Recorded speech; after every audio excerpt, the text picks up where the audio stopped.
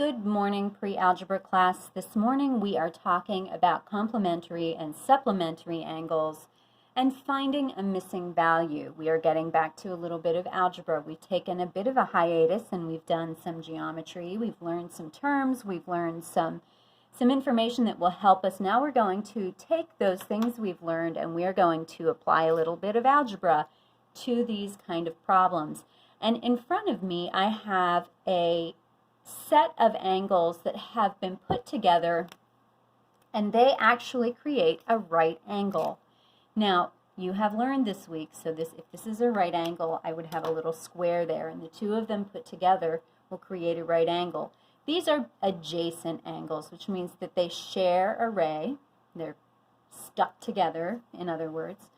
They are complementary angles because when you add the two together, they equal 90 degrees. Now, if I asked you to solve for x, I need to know that these are complementary angles and that when they are added together, they equal 90 degrees. So take a look at this problem and see if you can think or figure out on your own. Pause the video for a second. How can I set up an equation so that I can solve for x? Now, if you've thought that out, and I've already said it twice, all I'm doing is I'm going to take these two expressions. See, I don't know what the actual angle measure is here, okay? But I do know that one of them is expressed as x plus 12, and one of them is expressed as 2x. And so I do know that if I add those two angles together, they should equal 90 degrees. And so I'm going to work that out. I have an equation.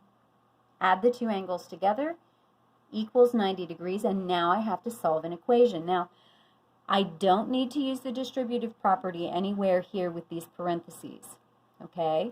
There's nothing in front that I need to multiply by. Remember, there's an imaginary 1 in front of each one of these, but that's not going to change anything. So essentially, I just have x plus 12 plus 2x. Now remember, the first rule when we are solving equations is that we need to simplify both sides first. And so I can simplify this first side by adding the x and the 2x. And remember, there's an imaginary 1 in front of this x. So that is 1x plus 2x, which is 3x. And I cannot combine the x values with the 12.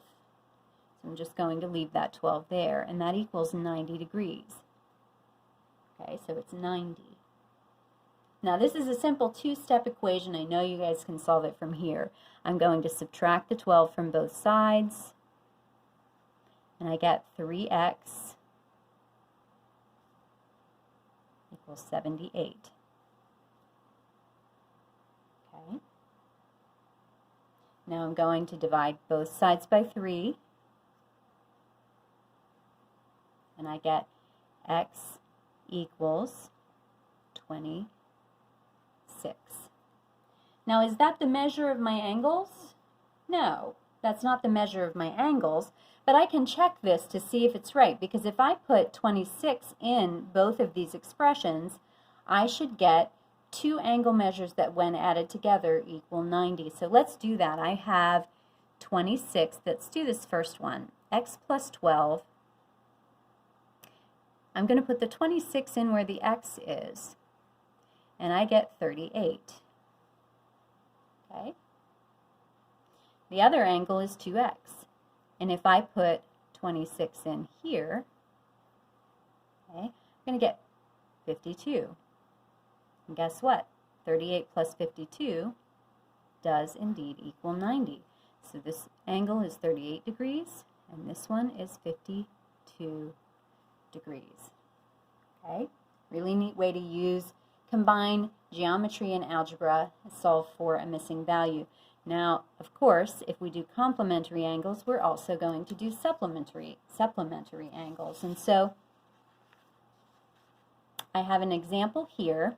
Now remember that when we have two angles that are joined together that make a straight angle, that straight angle, straight line here, has a measurement of 180 altogether. So if I add these two together, I should get 180. So pause the video for a second and see if you can figure out on your own what the equation will look like for this problem. Now again, all we're doing is we are adding these two angles together exactly the way they are in their expressions there, x minus 100 plus 4x plus 10, and instead of equaling 90 this time, because I have a straight angle, it should equal 180. Okay? Again, I don't need the distributive property here because these both have ones, imaginary ones in front. We don't see them, but they're there. And so nothing is going to change. I can just take away those parentheses. Now if I had a minus here, that's when it would be different. I would have to distribute that because it would be something other than a positive 1. It would be a negative 1. But here I don't need to worry about that, so I can just take the parentheses away. And then I have to remember, with any multi-step equation solving, I need to simplify both sides first. So the 180 side is as simple as it gets. This side, though, has two x terms and two numeric terms or constant terms. So we're going to add those together. We're going to add these together. We have a 1x plus a 4x, which is a 5x. And remember, there's a 1 there, even though I don't see it. So it's 5x. And then negative 100 plus 10 is not 110. Okay, that's a negative, so that's a minus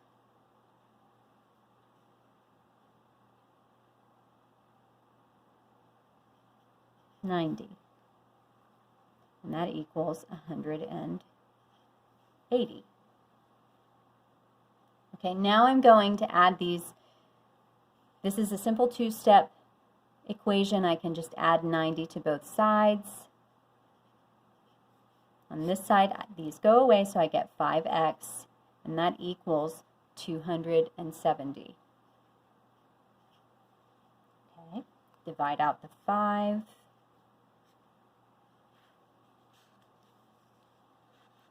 And I will get x equals 54. Okay. So let's take a look at these and see that is not the angle measure, okay? Now, we're going to notice something that is, it may throw you off here, but it will show you that this does sometimes happen. Let's put this back up into our problem. I have x minus 100. I have 54 minus 100. Okay? 54 minus 100 is going to be a negative number. Okay?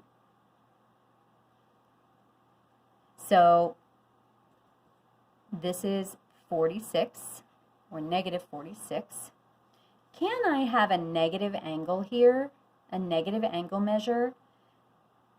In trigonometry, we can. We learn about negative angle measures in trig. In pre-algebra, we don't. This is not something that will actually occur in the real world when we are talking about a pre-algebra situation. So this actually, these are two angles that will not exist. Let's see if we actually came up with the right answer, though. When we add these two together, we should still get 180, but we can't have a negative angle measure. So I'm putting the 54 in where the x is. I'm going to get 216 plus 10, so this will be 226. Okay, I add those two together. I have 226 minus 46, which is indeed 180 degrees.